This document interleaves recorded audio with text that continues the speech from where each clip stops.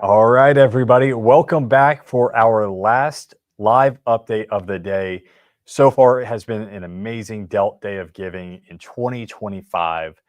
To give you a quick update with where we're at, we have exceeded over $117,000 through over 209 gifts at this point.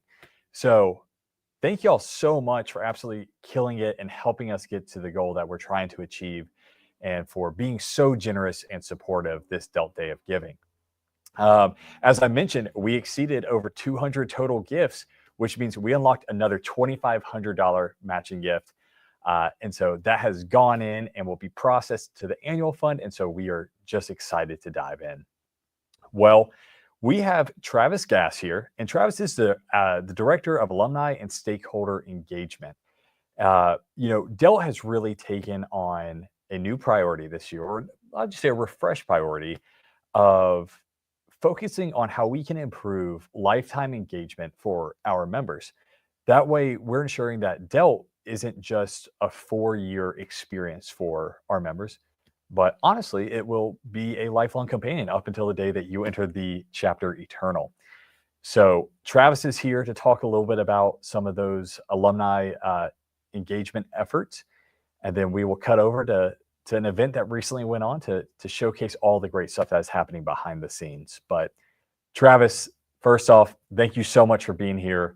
So excited to have you come out and talk to us. And when you're ready, we'll dive in. Yeah, Andrew, thanks for having me. Delt Day of Giving is certainly one of the more special days to be a member of this fraternity, so I'm happy to support. Well, Travis, I know one of the big hot button topics right now is the reformation of our alumni chapters. So, can you give us a little bit of a quick overview of how yourself and the foundation are supporting alumni chapter reorganization efforts? Absolutely. So our historically our chapter, our alumni chapters have been an incredible part of the organization. To be able to bring those back and support communities throughout the country is a special piece of what our team is working on.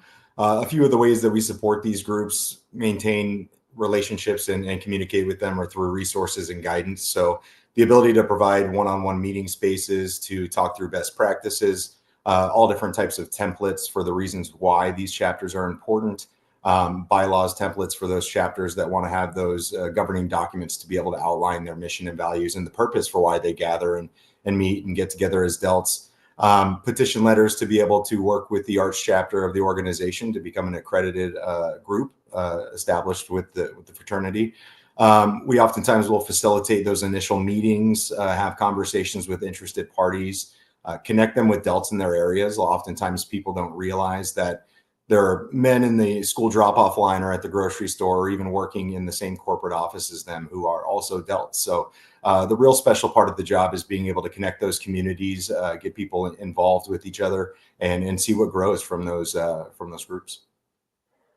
Well, that's a great point, and I think from what I've seen after some of our alumni events in different parts of the country after our merge programming, uh, it seems it seems like you have some pretty good momentum. But give me some insight. What type of energy or momentum are you seeing from alumni at these recent events? That's a great question. The momentum we've seen has been exponential. It's palpable enthusiasm.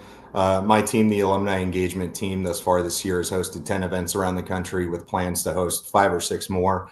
And they continue to grow. But I'd say some of the biggest ways that we've seen that engagement change is increased attendance, of course. You have more individuals coming out curious about what those communities could look like, what their roles could be in those communities. And then you're really seeing people actively participate in discussions about whether it be volunteering with the fraternity, volunteering with local groups, how they can reinvest their time. Nationally, we've seen groups, community groups really fade away over the past 20, 30 years. And the opportunity for us as members of an organization and recognizing that, being a member is a lot more than 4 years. Your undergraduate experience is short-lived, but that alumni experience could be exponentially longer. So the ability to tap into those networks and engage those, I think, is really appealing to folks. And we've seen them grow because of that. And I think when you start talking about that, the idea of making these as accessible as possible to our alumni who, are working full-time careers or have jobs, and in many cases for our younger ones, maybe they just bought a house or have kids on the way, and that's taking up a lot of their time. But how are we making some of these events and opportunities more accessible, whether that be locations, format, time, you name it? We often talk about the seasons of life, and we have members in all four seasons of life. And I think it's so important to ensure that you're creating accessibility in these events and in these communities. The geographic diversity of those is extremely important. So, actively supporting these groups to form around the country and in wider ranges of geographic locations. It brings opportunities closer to where the alumni live and work. Varied formats, as you mentioned.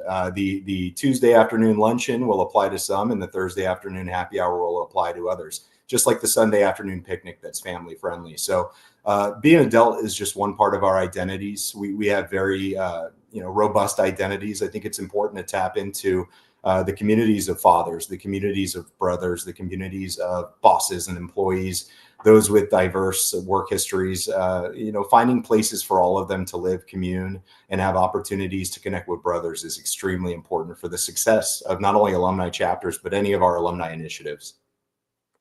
And it's funny you bring that up. I think from the three alumni events I've been to recently, at every single one of them, one of the attendees has reached out to another one and said, "Oh my gosh, I didn't know that we work in the same building or work for the same company," and or sometimes even neighbors. And so, that really builds up that sense of belonging and brotherhood that transcends just your undergraduate experience. But in your opinion, why is this work so important? What are alumni actually getting out of continuing to be engaged or come out to some of these events? That's the secret sauce is community. I think what individuals are gaining is not only a reconnection with perhaps some of the brothers that they experienced school with, their undergraduate experience, but connecting with new individuals, whether it be in their fields, in their communities, in their neighborhoods. The personal and professional growth, you have a lot of opportunities for mentorship. I think there's the myth out there that men of a certain age no longer need that level of support or mentorship, but we see it across the board. There are individuals who need help navigating all of life's challenges, and there are individuals who've gone through those challenges and can help you avoid pitfalls. So the personal development, the professional growth, the ability to network with those in your spheres of influence is extremely important.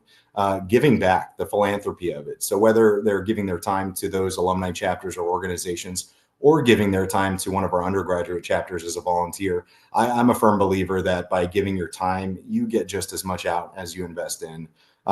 Lifelong learning, the opportunity to be in front of people from different backgrounds, different spheres, learning from them is incredibly, important. And then strengthening the fraternity's legacy, if we're being quite honest. I think the opportunity for Delta Tau Delta to last another 170 years starts not only with our undergraduate members and their growth, but with our alumni and their sustainability. And I mean, you said it exactly right. To be able to be a surviving and thriving fraternity, we have to be able to build these support networks and these connections. I mean, at the end of the day, brotherhood and belonging is what this is all about. And so, as we're talking about the power of belonging, it seems like affinity groups have really taken off. I saw recently in a Rainbow article and on the website that more affinity groups are emerging. Um, Talk to me a little bit about what they are and how they support members through the different stages and phases of their life. I couldn't have said it better myself. It's about belonging. And when you look at affinity groups, their networks organized around shared interests, professions, identities, experiences, all within the broader Delta Tau Delta alumni community. They provide a more focused and personalized way for alumni to connect, specifically with brothers who share common ground. So you're looking at targeted networking opportunities. You can facilitate specific industries, fields, career advancement and mentorship, or even interests and hobbies. You're looking at mentorship and guidance with a very specific cue, skills development, specifically when you look at those shared hobbies, and resource sharing, the ability to network. But specifically, when we look at the difference between the alumni chapters and the affinity groups provide two opportunities. They provide opportunities for undergraduates to connect with alumni in a unique way, because we are all Delts and other things, and I think that's unique. And the ability to do that on a global scale, right? The ability to connect virtually in 2025 is a beautiful tool that we lean into, and having your local communities is important, but having your communities of shared interest or identity is just as valuable. And I love that you brought up the fact that, being or having this virtual accessibility has really changed the game, right? I know there are many Facebook groups out there that exist for our members to get engaged and join some of these affinity groups. I know one of our most recent additions has been the Delt Outdoorsman, and that has seen some really great traction. And we've even talked about, hey, how can we, sponsor a list of all the Delt hunting and fishing guides out there, right, to help drive business to them so that they are getting a ton out of their Delt experience. Well, really, as we start wrapping up here, if someone's watching or listening and they want to get engaged as an alumnus, whether it be coming out to events or joining an affinity group, you name it, they want to get involved. A, what message do you have for them? And B, what's the easiest first step for them to do that? That's the great question. And if folks are out there thinking, how do I get involved with some of these opportunities or groups? There are four big things I recommend they do. First and foremost, visit our website, look at the alumni section, see what opportunities are out there. If there are some in your geographic area, great. If not, reach out to our staff, connect with us, find out ways that we can help you and support you start to build those communities. I think there's a real power in getting some of those off the ground. And I think people would be surprised to hear about the history that there may be in their community that once existed of Delta alumni. So those would be the first two. Of course, follow Delta Tau Delta and the Educational Foundation on social media. So whatever your platform, if it's LinkedIn, if it's Facebook, if it's Instagram, make sure you give it a follow and find out about all the new groups and updates and activities and events. And then attend a local alumni event. If you hear about something, if you go into My Delt and update your contact information and you get an invite from me over email, give us a call. Come on out. You're going to meet folks that you've never met before, that you may not know how much you have in common with, specifically your communities. And it's going to build some more of those lifelong relationships that started at 18 or 22, but can continue to grow into your 30s, 40s, and beyond. Well, Trust, that sparked a last minute question here. I know we recently had some rallies down in Naples and Tampa, getting some alumni together, and I think there's a pretty great story of how even having our undergraduates come out to them and connecting with alumni can produce some great benefits and show that the alumni engagement piece can impact so many more people than we expect. Would you be willing to share a little bit about that story? Absolutely. So I'll speak specifically to our Tampa group, which began rumbling around a little bit last year. We had an event that brought out about 40 individuals. This year we doubled that to 80 individuals, and we had folks who are undergraduates from South Florida, all the way through. I think we had an individual there who's 92 years old. It was incredible showing. What a lot of people didn't realize, though, is the history of the alumni chapter in the Tampa Bay area started in 1926. So next year, as we move into 2026, we're going to have an opportunity to celebrate a centennial of an alumni chapter in that area where there hadn't even been undergraduate chapters as a thought for quite some time after they formated. So the ability to go in there next year and celebrate, hopefully we'll double that number. That event alone has intrigued people in Detroit and Kansas City. These groups are starting to pop up and gather steam. So if you have interest, reach out. You may be surprised not only about the volume of Delts in your community, but about the history that lived there and that can be reborn again. All right, Travis. Well, great. Thank you so much again for joining us today. And thank you again for all the hard work you're doing to make these events accessible and open to as many Delts as possible so they can come back together and have that brotherhood, unite us and develop even stronger forms going on. Well, thanks for having me, and I look forward to getting some calls and emails to get things moving. All righty. Well, Travis also put in a plug there to go out and attend your local alumni chapter events, but also your chapters, your undergraduate chapters are hosting their own alumni events. And we always encourage you to go out and get involved, attend them, reconnect with some of your chapter brothers and the undergraduates who currently make up the chapter. And so, with that being said, let's go ahead and take a trip down to Cajun country as we hear from the University of Louisiana Lafayette chapter and some of their alumni of why it's so important to stay involved and come out to some of these events at their crawfish boil that just occurred not too long ago.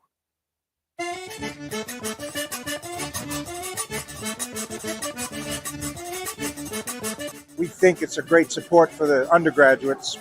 And interestingly enough, we didn't have that kind of support when we were young. We were there when the chapter was very young, so we didn't have a lot of alumni. So it's support the undergraduates. And then the second part, it's kind of an excuse for us to get back together. Because we've been staying in touch for 50 years, but it's always good to have some reason to get back together.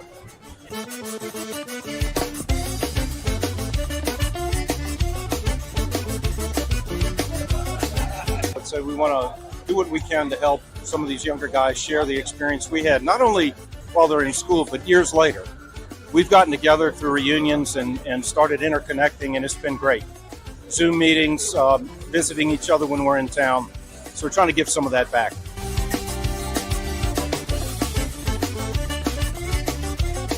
Alumni really do provide a lot of support to our members, to our chapters, to ensure they are prepared for the future.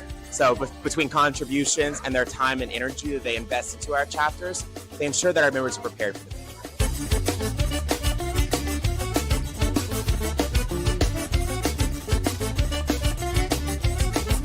And it also gives the younger guys that come in a sort of a perspective of what their future can look like when they join the fraternity and how they can come out a better man.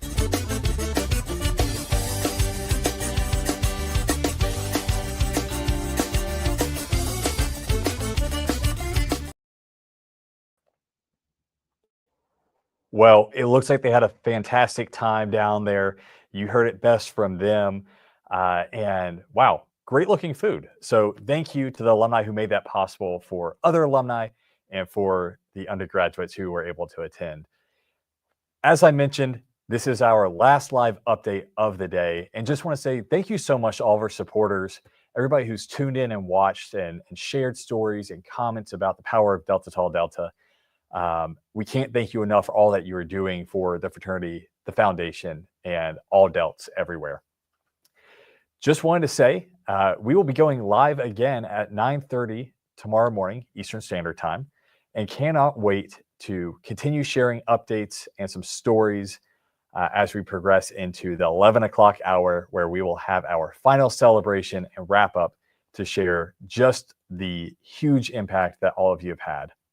But there's still time if you want to make a gift tonight or tomorrow morning and help us reach that goal of $300,000 raised to impact Delts all over. Please feel free to go to deltsgive.org. You can click the link in any of the email or text communication you may have received today, or any of our social media posts. Go to delts.org website and it'll redirect you to there, whatever it may be. But thank you again. And if nothing else, we will see you bright and early tomorrow morning. But thanks for making it a great day.